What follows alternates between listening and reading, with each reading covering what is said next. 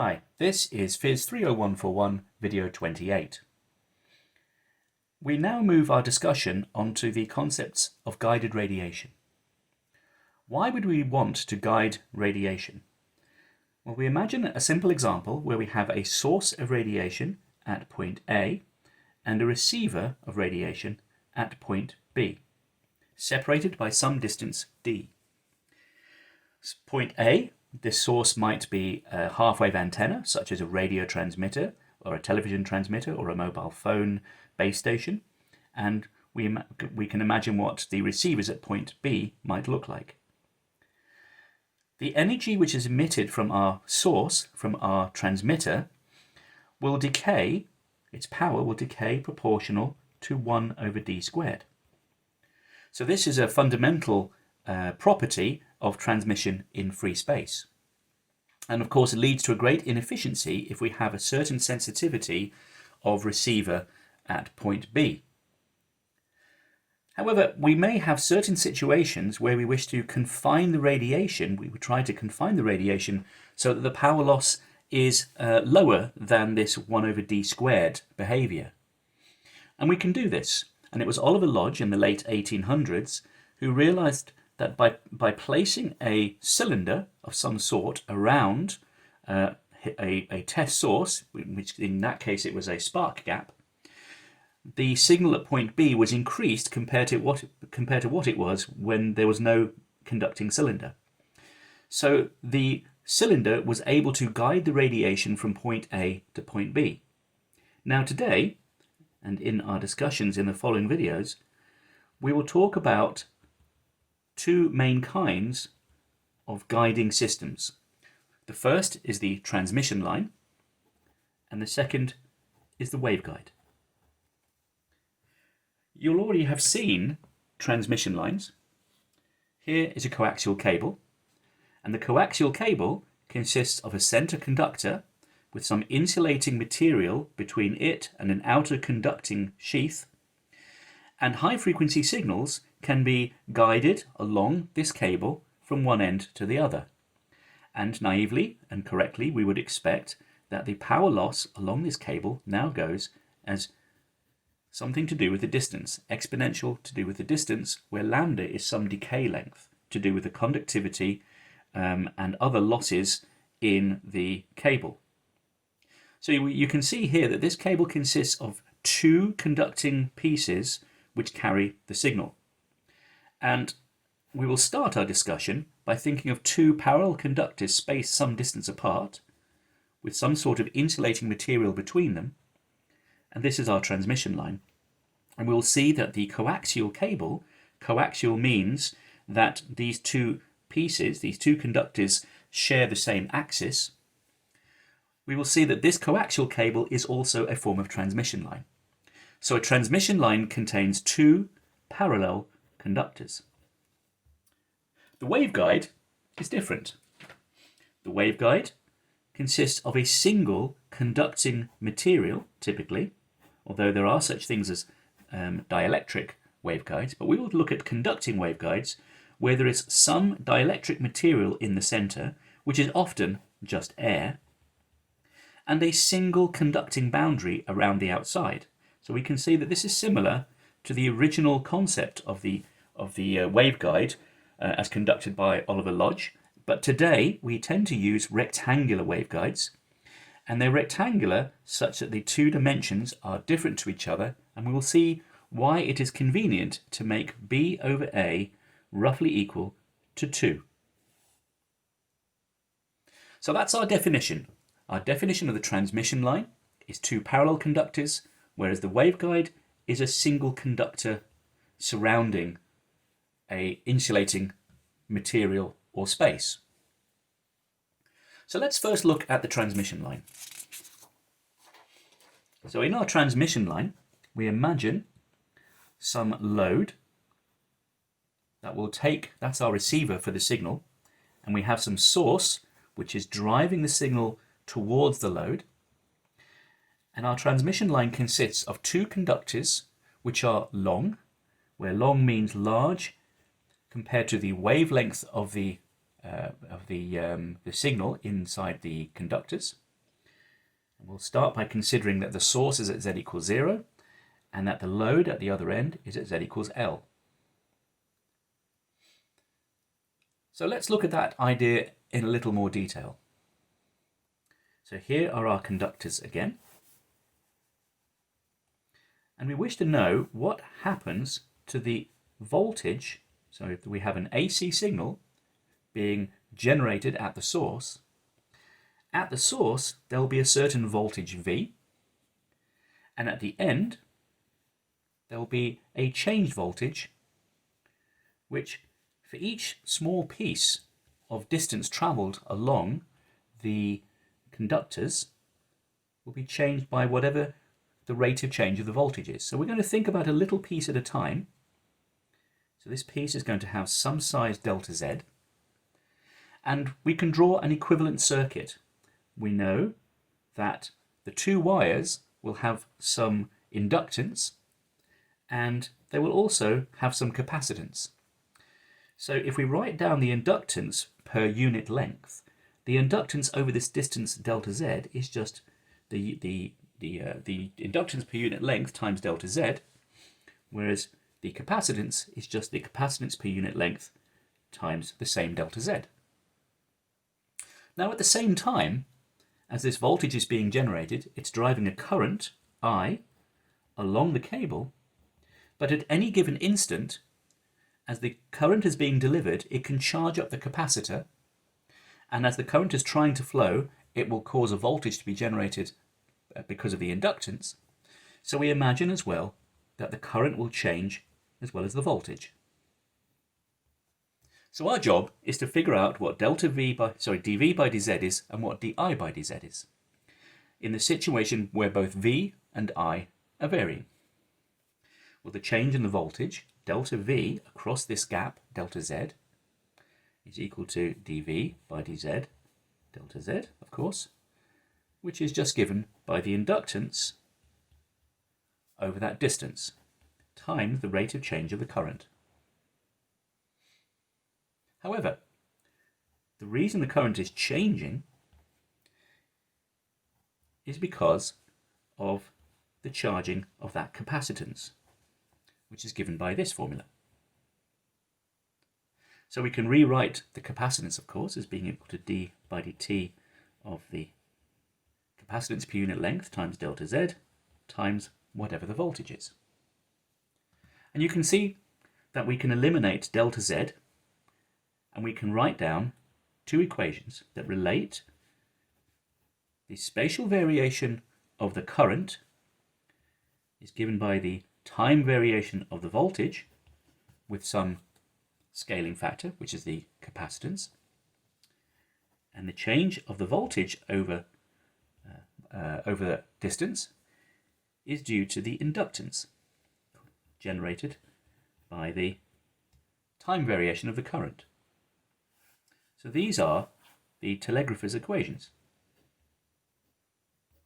And they're called the telegrapher's equations because, of course, in early telegraphy, pairs of wires were used to transmit signals, originally Morse code and later voice signals, over two very, very long wires.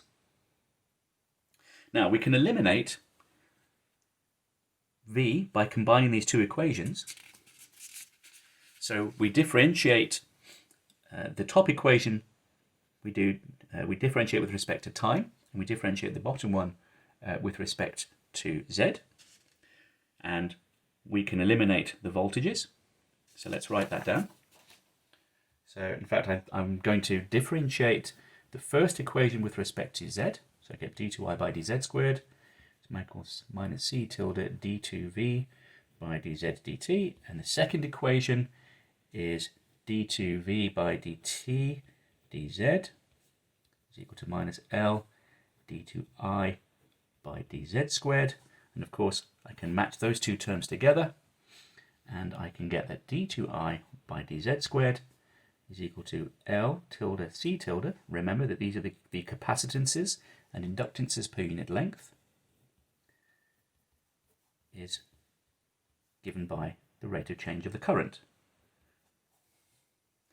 So obviously, this tells us that if I apply a time varying current at the start of this transmission line, then I will get a wave-like propagation of that current behavior along the transmission line, where the velocity is of course given by those two terms there.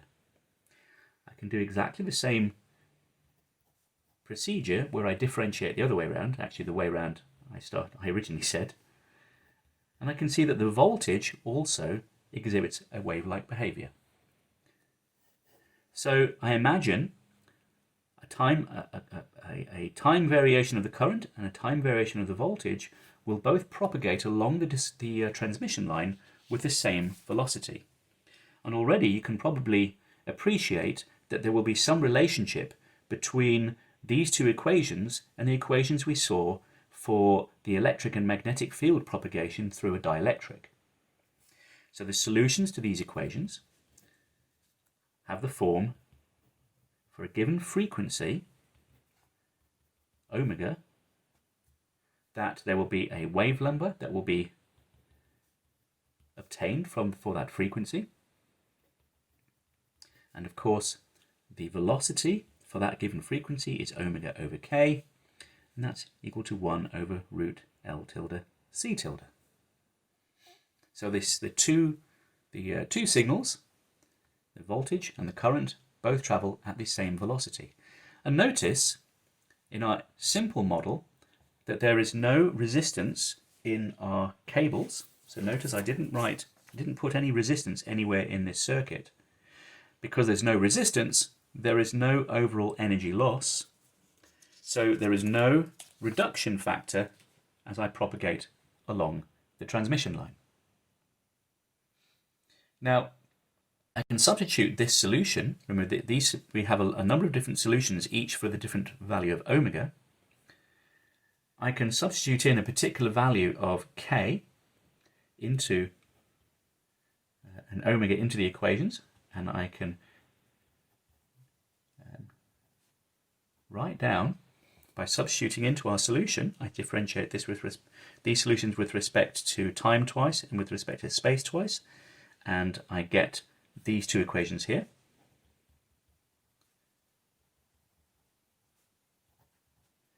And because I can write these two equations, I can write down the relationship between V0 and I0, which of course is the impedance, the characteristic impedance of the transmission line, and by inspection I can see it's just L tilde over C tilde. So what does that tell me? Well, the inductance per unit length and the capacitance per unit length are both real numbers, and therefore Z is also real, which tells me that V and I are in phase with each other. So this is reminiscent of what we saw with electromagnetic radiation in a dielectric. So let's look back at our coaxial cable and apply that idea again. So here is our coaxial cable. So here's our coaxial cable. Of course, I've just peeled it open so you can see the inside. So we have a central conductor with a conducting sheath around the outside. And if I have a current flowing down the central conductor, which is varying with position and time, I will have an equal and opposite current going the other way at any given position and instant. As the current is flowing in this direction, there will of course be a magnetic field which flows around this insulating region in between the two conductors.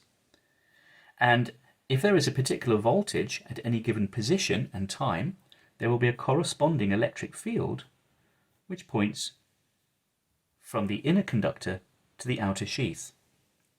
Outside the whole cable, which is the reason why we have this sheath and make it a coaxial system, because of Gauss's law, there is no magnetic field and there is no electric field.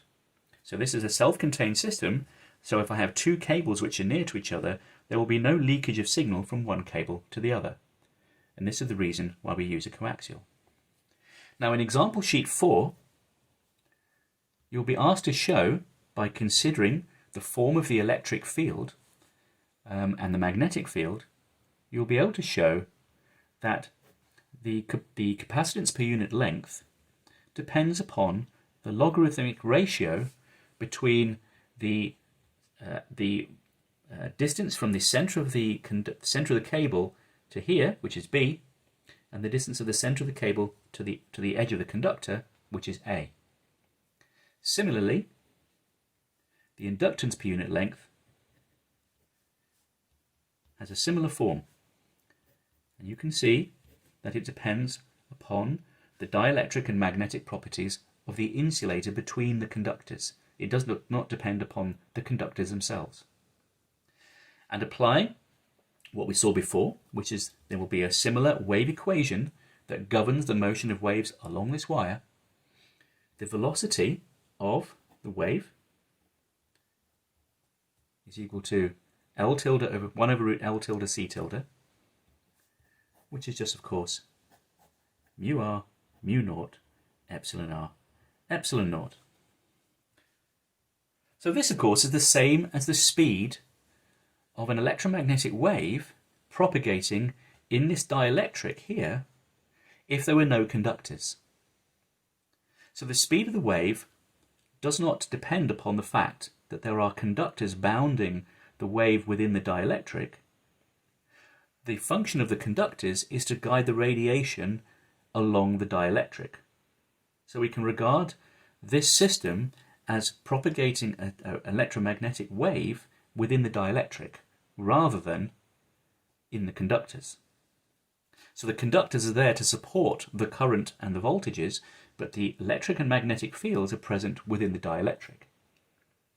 And again, similarly, we can write down what the impedance is, which is root L tilde over C tilde, so there's a relationship between those two.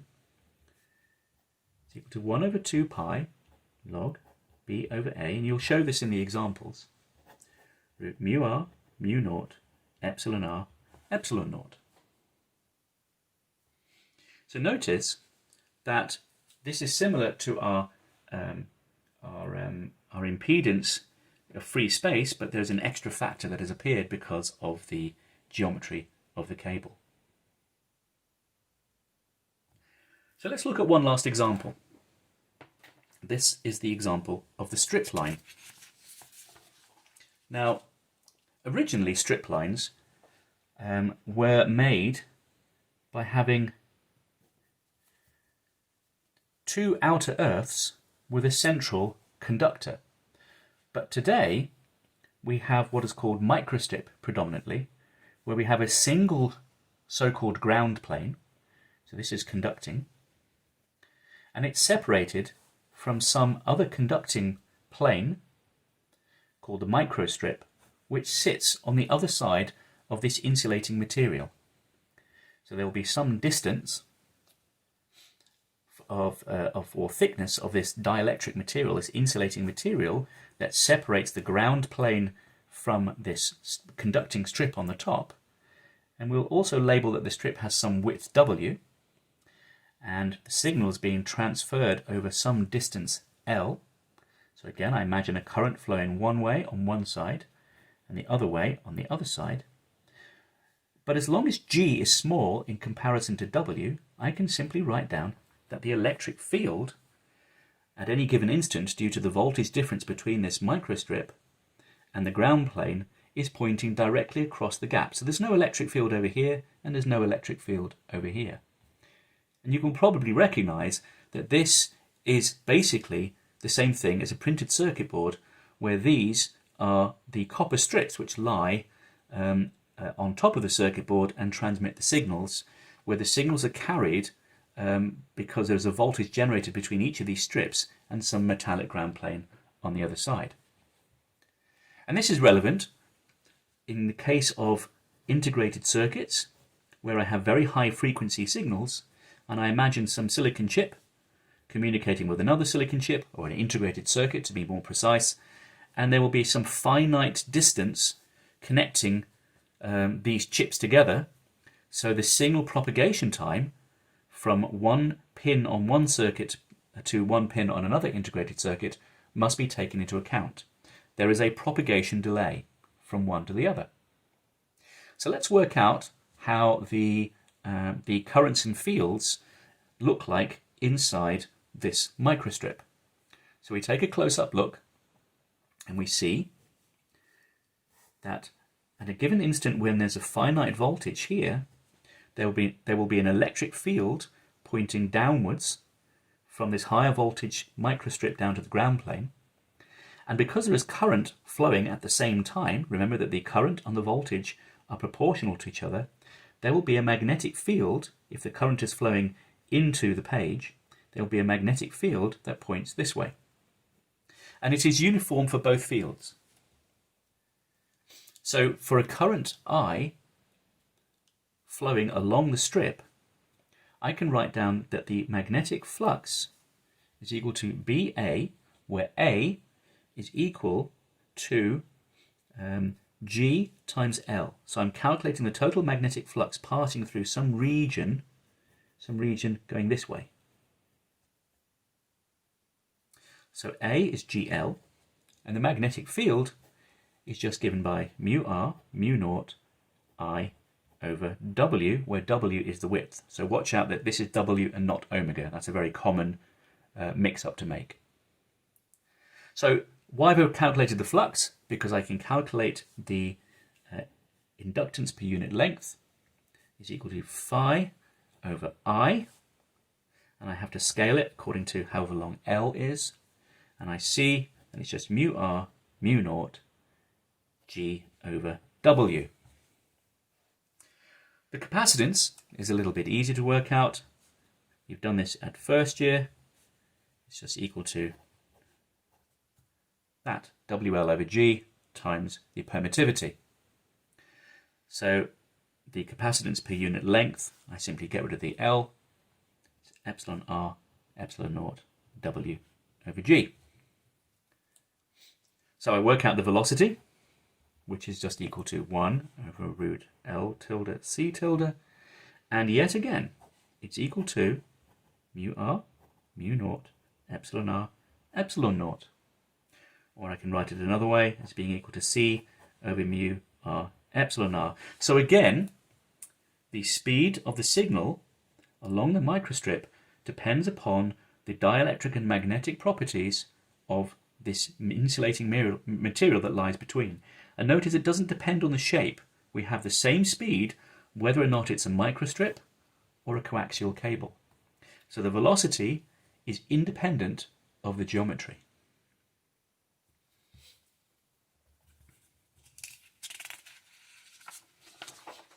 So let's summarize. In a strip line, we can write down an impedance, which is G over W, mu R, mu naught, epsilon R, epsilon naught. And in a coaxial cable, the impedance was 1 over 2 pi log B over A root mu R, mu naught over epsilon R, epsilon naught. So we see a commonality between these two impedances. So there is a difference in the impedance dependent upon the geometry. And we have this part, which is of course free space impedance, which is mu naught over epsilon naught. So that's 377 ohms. We have a material property where you can see once more that in a non-magnetic material, this is going to be equal to 1 over n. So there's a material factor there. And in the case of the impedance, but not in the case of the velocity, in the case of the impedance, there is a geometry factor. The impedance depends upon the shape of the strip line, or upon the shape more generally of the transmission line.